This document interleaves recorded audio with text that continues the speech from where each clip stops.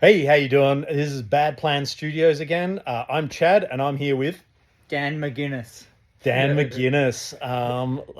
Great to have you here, man. This is another Meet the Dev video, so we're here to tell a bit about our story, tell us how we got here, all of that.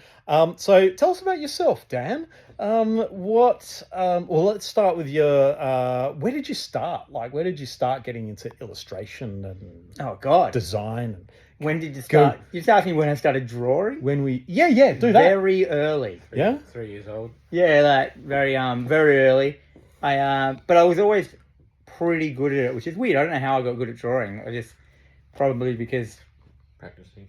I don't know. It wasn't really about practicing. It was just like I just had an eye for it. I just could go, oh yeah, I understand how to draw that kind of thing. But then I fully got into like because this is around about year 4, year 5. We were fully into like all of us were into horror films, but like none of us could watch them because you're in primary school. But you get obsessed with that shit. Yeah. And it was in the days of video shop, so I'd go like hang out at the video shop and look at all the video covers and that kind of crap. And then but I used to always get in trouble because at school because we were all drawing the same stuff, but because mine were good, I used to get like in trouble because like they're like, oh, it's not right. And I had like a teacher like make my parents or tell my parents or like, I had to go to a psychiatrist because like my stuff was so graphically gory, like, and I'd write stories about like killing all the teachers and like and everyone and like, but it wasn't like malicious and like it wasn't school shooty vibes or anything. It was more just like that's what films were like. It was all. I grew up in like the action hero like Commando, all the Arnold Schwarzenegger films.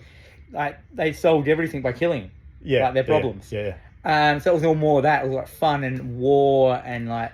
And You then, could probably see how your parents and teachers were a bit worried about it, though.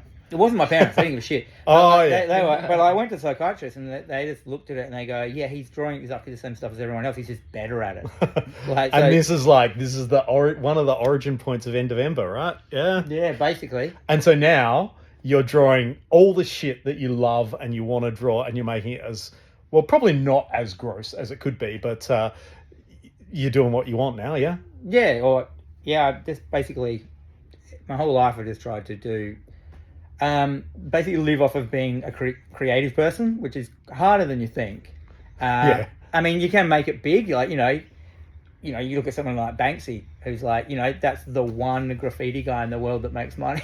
Yeah, that's as right. in real money, as in like fucking walking around money shit. Yeah. Like, so yeah, everyone sees like the big people, but they don't notice that there's like 400,000 people that didn't make it, kind of thing. I don't know where I was going with that conversation. That's good. So the other thing is another cool part of Dan's story is this bit. So tell us about Miasma. How did that start? And Well, before Miasma, there was another skate company I did back in the 90s, like late 90s, called Stolen Skateboards. The name came from like my neighbor had a Porsche and the number plate was stolen, so I just used that. It actually didn't vibe very well because it was right around about like the stolen generation like stuff was happening as well. Yeah. And it didn't help that we called our first video the Stolen Generation. Oh, bad trending, man. Yeah, it didn't work out. Yeah. And so I was like quite young and I started up a skateboard company with like very Adelaide based, and it was fun. And I made the video, so I did all the graphics, I made the videos, the stickers and stuff like that, which is basically all a skateboard company is t-shirts, boards, stickers, and videos. That's all you make. Well, and videos, and the thing is, you're all friends, and you're all skating your boards, and like you're making videos of it. So you're just having fun, having parties, like doing tricks, and then that's your marketing material, and then that's the cycle, right? It was an earlier time as well. It was before like skateboarding was still popular. Like it was before like Tony Hawk's 900. Yeah. And it was like before Tony Hawk Pro Skater came out. Yep. Which really Tony Hawk's Pro Skater I think really brought that to the world, if you know what I mean, like skateboarding. And then like obviously then it had a massive resurge around when he did the loop in the 900, and now it's had a massive resurge. It's now in the Olympics. Yeah. It's freaking huge now. Yeah. But then and that shut down eventually because I was young, and then a bunch of years later, I can't remember what year I started. We started up Miasma Skateboards, me and a guy named Ben. and another guy named Dan, another Dan. There was two Dans, and I was like, it was kind of like, you know, a lot of it was like, you know, based around like my stuff. Cause it was like, I was making the videos, I was filming the videos, I was doing the art, I was making the t-shirts, I was doing the graphics and that. And then, but the other guys did stuff as well. Like Ben was running all the business kind of stuff of it. And, actually my first company was also, I had a Ben in it as well. That's weird. There's Bens everywhere. Yeah. And Bens and Dans are everywhere. And then the other guy was, his job was, he was a rep for like skateboard companies already. So he came in and he was just like repping it to shops. So he was getting to shops and we were selling all through Australia and stuff. And then we were getting a local guy to print them up. The guy who ran Elan Skateboards, he was like helping out with that. And yeah, it just went from there. And we did like, it started off as kind of being like a horror-y kind of like thing, but it slowly degraded into what all my shit just eventually degrades into, like really tongue-in-cheek, funny, like almost like everything I do is a comedy horror. Like it ends up being, I can't get away from it. Dark humor as well. Dark humor, yeah. It had a really strong emphasis on like, it was like anti-misogynistic. It was it was anti like sex sells kind of thing. Yep. At that time as well in the skateboard industry, like skateboarding, as good as it is, it's so bigoted and it's so homophobic. At least it was back then. And I was just like, this is bullshit. Like, you know, you need to teach kids younger, like, to, you know, so we did our branding was all based around it not being this like sexy women and that. So it was more like, it kind of had this like really like almost like homoerotic kind of like marketing plan. It was just all like, put as many penises into every ad as you could hide into things. You know, it had like that, you know, at any stage, like all my team riders, like they would always like within their ads, I would always put photos of them, like just do it, just the, you know, stuff you just wouldn't usually do, like, I don't know, in bed with a horse or something like that. Just like almost like our marketing was paying out marketing. That's what it kind of was. It was like an anti-marketing thing, like, you know, that our logos were always upside down or half off the page, so you could never know what it was. Like it was just like a really anti-marketing campaign, and it just worked. And people really liked it, and like there were ads like going on. This is back when like, you know, Facebook was really like new and stuff like that, so you're getting lots of traction on social media back then for you know, an Australian skateboard company. It wasn't massive. I was still working another job kind of thing. But yeah, and then from that, and all week, I had a team, would go around Australia filming them, like, you know, making skate videos. It was really fun. If you Google Miasma, you'll still find stuff, right? I think so. Instagram. Instagram. Is there an Instagram? Yeah, I've seen some. Oh, really? Right, Yeah, because I actually like gave the company, I didn't even sell it. What? I gave the company to the guy who was making the boards, because he's like, oh, can I still print your graphics? I said, yeah, man. That was as far as it went, like, the company, like, because I just dissolved the company, and I said, yeah, if you want to keep printing the boards and selling them out, I don't give a shit. Cool. Keep it alive. Sweet. And then, like, you're also a professional illustrator. Tell us about that. Tell us about your favorite projects. Like, the story.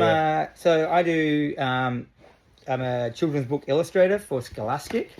I do that one with Hot Dog, and I started off with my career with Pilot and Huxley, which is a 60-page graphic novel for 8 to 12-year-olds. Oh man, it was done so long ago. I can't even remember like when it came out. But you should sign it. Yeah, I will one day. So I still do that kind of thing. Once a week, not once a week. Weekly, I draw. I do drawings of kids' books. So at the moment, I've got a series out with Hot Dog with Ando. I do that, and so that's one of the things I do. I started that like 18 years ago. I've been drawing ever since. Yeah. That kind of stuff. So this is like my anti that, if you know what I mean. Like, yeah, this is like doing what you really want to do, right? Well, yeah, because I like to draw fun. I like horror. I like horror movies. I like to draw those kind of things. I like to draw something in the way I draw it and then show it to someone. They go, and they laugh because they don't know what else to do. Because it's a kind of awkward moment. Yeah, right? Awkward moment. I like drawing those kind of things, like, you know, you know, I've got like that problem, you know, in like Superbad, where the guy, like Jonah Hill's character could only just draw penises constantly. We're gonna do a whole video about that later because okay. it's like it's an interesting thing that I want people to hear about. But Yeah. so yeah, look, I think that's pretty much it. I mean, Anything else? I do Greenlight Comics. Tell us about Greenlight. Yeah, I own and co-own and run a comic shop in Adelaide called Greenlight Comics. Best comic shop in Adelaide. It's awesome. It's great. I really like it. Like everybody there, who yeah. works there is like into comics. Like you can go in and whoever's behind the desk, they're like they've read everything on the shelves. They can make recommendations. Not everything, but yeah. Well, no, they've read stuff on the shelves, and they'll say like, "Oh, I haven't read it, but Dan's read it and he loves it," or like kind of whatever. And Dan also has the best film and comic book recommendations of anyone I know. So like, yeah, bit of a Nice. fan And I also boy. do a horror podcast called TerrorVision Horror Podcast. So if you like, you know, a bit of I do that with Jennifer Strand, who's another Adelaide horror aficionado. So if you want to check out, if you like horror podcast, where you basically go through films and go through the entire film, so you don't have to watch it. Like we got scene by scene, everything. We just basically tell you the story of the film. Like, and then they walk into this room and he says this, and then he goes over there and he's like, and then we pay out as well, and you know, talk about how shit stuff's made and have a rating system. People seem to enjoy it. It's just a fun thing I just do for, you know, just a little fun like project. Like everything. Yeah. You do everything for fun. And then Yeah. It's like, got a family and shit. That's one of the values.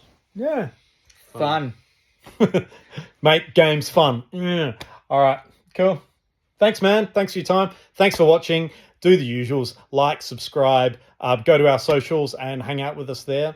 Thanks for watching. Join the Discord. Yeah, join the Discord. You can It's see awesome. like drawings. You can see me making guts and like trying to gross out everyone on the Discord. And you'll get to play End of Ember before everyone else and shit like that. So, cool. Catch you there. Thanks for watching. Bye. Bye.